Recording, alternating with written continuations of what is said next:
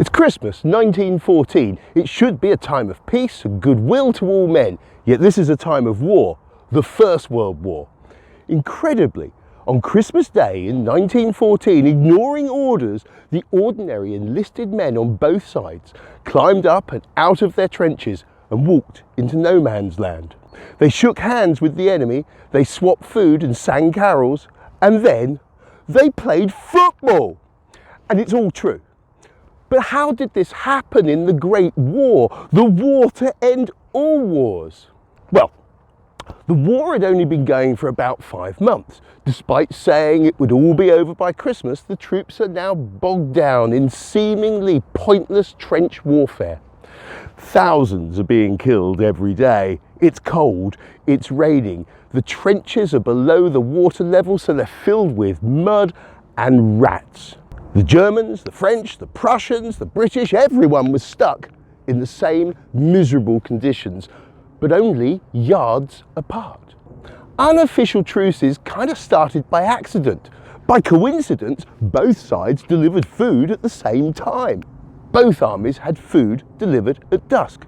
It was only polite to stop shooting while they were collecting their rations. It was only proper to stop firing while they ate. It became a regular thing. Neither side wanted to starve. If you fire shells at their ration wagons, surely they would target yours as well. Everybody wants to eat, so you held your fire. You let each other eat in peace. There's a historian called Little Hart, and he fought in the trenches, and he says that the trenches stank of disinfectant. But the smell of bacon sizzling on a pan would cut through the stench and remind him of home. The lovely odours would drift over the trenches. Early on the morning of the 1st of December 1914, Private Hawkins of the 5th Division was looking out over the parapet of his trench when a German sergeant walked casually across no man's land, popped his head over the trench and asked in perfect English, "How are you chaps getting on?" Both sides were having breakfast, but it went further. A real empathy started to grow between the two sides. They stopped fighting at night to let each other sleep. Both sides had to collect straw to keep warm and to make bedding to lie on. If you were doing that, there was an understanding that no shot should be fired. Imagine sitting in a trench. It's cold, miserable, it's frightening. People are shooting at you, bombs are going off, pain and death are nearby. You're going to get very close to the lads you're there with. An intense social bond is going to be formed. The army encourages that. Band of brothers, comrades in arms, all of that. But the chaps in the enemy trench, only yards from you, are in the same position too. Everybody is in the same horrible predicament. The trenches were so close, you could hear people talking, you could shout greetings, you could throw things to each other. German troops would regularly ask for the latest football scores. Most common of all was communal singing. You don't want to shoot the people you empathise with. Why kill someone who's suffering just like you? Ian Hay of the 9th Division called it live and let live. The poet Siegfried Sassoon in the 74th Division called it the principle of laissez-faire. In Letters Home, soldiers called it let sleeping dogs lie, rest and let rest, the mutual obligation element, the tacit truces, the mutual understanding. Whatever you call it, it amounted to the same thing. They were all in it together. No one wanted to die. No one really wanted to kill. A German officer in December 1914 wrote home, saying the real enemy was called winter. Unofficial truces were illegal. They were forbidden. The official policy was kill the enemy, win the war. But these quiet moments of sanity and peace were happening all the time. The other thing that led to all this was the sheer number of soldiers involved. Professional soldiers were trained to kill. They fought with zest. It was their job. It's what they do. But most soldiers were enlisted. This was no ordinary war. This was a slaughter, a war of attrition. The winner was going to be the nation that had the most soldiers. Troops were called up en masse and trained very quickly. Around 60 million soldiers went to war. They were ordinary men like you and me, given a uniform and a rifle and sent to the front lines. A professional soldier with the 2nd Royal Welsh Fusiliers said in a letter home that the men he was fighting with were decent chaps, but hopeless as soldiers. The only thing they became proficient in was swearing. In training, the soldiers were told the fighting was going to be constant, perpetual conflict with non-stop shooting, mortars and shelling. But the reality wasn't like that at all. Most of the time, life in the trenches was boring. There was nothing to do. There were active periods and active sectors. The generals would be sending orders and inspections to any area where fighting was going on. There was stuff to do. There was a water fight. But if you were sat in an area with no fighting, then there were no inspections, no orders. You could be forgotten about for long periods of time. You had nothing to do. You were waiting. A private in the 47th Division wrote about arriving in a trench for the very first time. His guide was called Mike, and he explained that the Germans opposite didn't like to fight. He said, "They're quiet fellows. They don't want to fight any more than we do. So there's a kind of understanding between us. Don't fire at us, we'll not fire at you."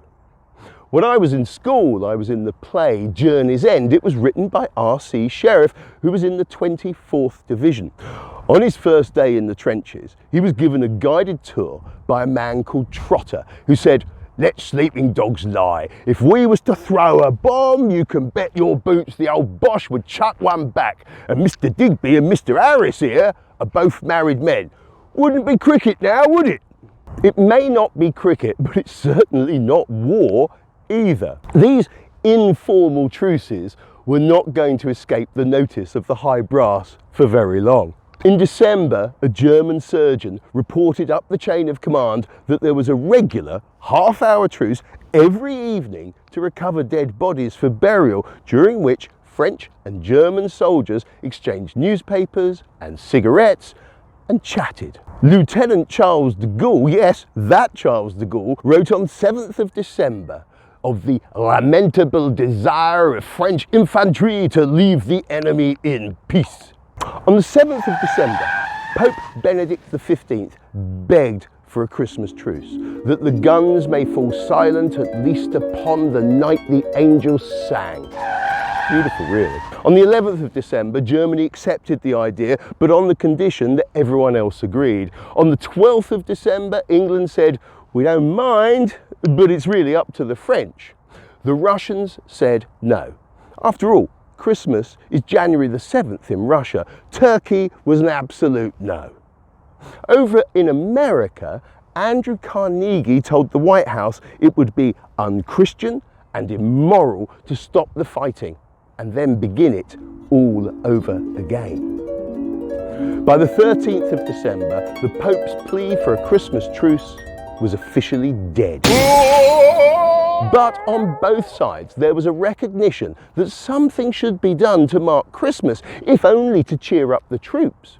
They knew morale was low. They allowed the people back home to send presents to the lads in the trenches, and they did. The Kaiser sent cigars and pipes to every man. The King sent cigarettes and sweets in a little brass box. And then something happened. On Christmas Eve, the rain stopped across the whole front. The trenches drained. The mud went hard, and it snowed. Not much, but there was snow. What had started as a simple understanding between a few soldiers by Christmas Day 1914 had grown into a widespread, open fraternisation. It's thought that around 100,000 troops were involved in the Christmas truce of 1914. This wasn't coordinated. It just happened spontaneously. Everything came together nearly everywhere all at once. On Christmas Eve, 1914, a Bavarian soldier named Karl Mullig walked 9 miles to a small town in northern France. There, he bought a small pine tree, and then he dragged it all the way back to his trench. He then played Father Christmas and lit Christmas tree candles. He wished peace to his comrades, to the German people, and to the world. Just after midnight, German and French soldiers climbed out of their trenches and met in no man's land. On Christmas Day in Galicia, Russian and Austrian troops, despite being in the middle of a really quite terrible siege, stopped fighting. 3 Christmas trees were placed in no man's land with a polite note. We wish you heroes a Merry Christmas and hope that we can come to a peaceful agreement as soon as possible. In no man's land, soldiers met and exchanged Austrian tobacco and schnapps for Russian bread and meat. It was happening everywhere. There were football matches up and down the 500-mile front. Soldiers met and shook hands. Spontaneous peace broke out in the midst of war. Most famously of all, on Christmas Day 1914, men from the 1st Battalion, the Royal Welsh Fusiliers, played a football match with German Battalion 371. Bertie Felsted was there. Bertie Felsted was there. He says they sang songs in the trenches all night on Christmas Eve. At dawn, there was a rush of men from both sides. The brigade commander tried to call them back. There were even threats, but somebody had a football. It was a free-for-all with 50 men on each side. That evening, the Germans sent up starlights and they all cheered and sang. Oh, and the result, the Germans beat the Welsh 2-1. There were similar scenes up and down the front line. The Argyll and Sutherland Highlanders played football with the 133rd Royal Saxon Regiment. They won! Scotland beat Germany 4-1. The Royal Field Artillery played the Prussians using a bully beef tin as a ball. No one knows the score of that game. There were maybe 30 games. A Christmas World Cup in the middle of a Christmas World War. Captain Robert Miles of the King's Shropshire Light Infantry was attached to the Royal Irish Rifles. He was there. He wrote a letter to his local newspaper. He met with Germans in no man's land and said they appeared bored with the war and had no real idea what they were fighting for. That truce, though, carried on into Boxing Day. And he wrote, "The beggars simply disregard all our warnings to get down from their parapet. So things are at a deadlock. We can't shoot them in cold blood. I cannot see how we can get them to return to business." Captain Miles was shot dead 4 days later, on the 30th of December, 1914. It was extraordinary. Soldiers wrote home and the word began to spread. At first, the newspapers kept quiet. In Germany, Britain and France, there was an embargo on the story. The government wanted to cover it up. But after a week or so, the story was out. It was too good a story and it was too well known to keep under wraps. Italy and the United States were neutral and their papers ran the story. A week later, the Daily Telegraph and the Times in London followed suit. The Mail and the Daily Mirror splashed it on the front page. Sir Arthur Conan Doyle, author of Sherlock Holmes, called the short break in fighting one human episode amid the atrocities which have stained the memory of war. It was all getting a bit silly. The generals had to put a stop to this. You couldn't have people writing poems and plays. They were meant to be fighting. Oddly, this all came as a bit of a surprise to the generals. They thought soldiers would fight. Armies are meant to do as they're told. They'd given them guns, they'd dressed them in uniforms, had given them some training. Surely it was obvious. But people generally don't want to kill each other. They have to be trained to do it. The Germans issued an order on the 29th of December that every approach to the enemy would be punished as treason. The British ordered massive 24-hour artillery barrages every Christmas from then on. British and German snipers were ordered to shoot anyone seen chatting or fraternising with the enemy. Anyone who was caught court-martialed. Machine gun fire drowned the sound of song. They found other ways to spot it too. They analysed the data. They looked at the number of casualties. If the number of soldiers getting killed or wounded was less than the average, it was a good indicator that the soldiers were not fighting. War isn't nice. Killing doesn't come naturally. Armies train ordinary people to kill. That's how wars are won.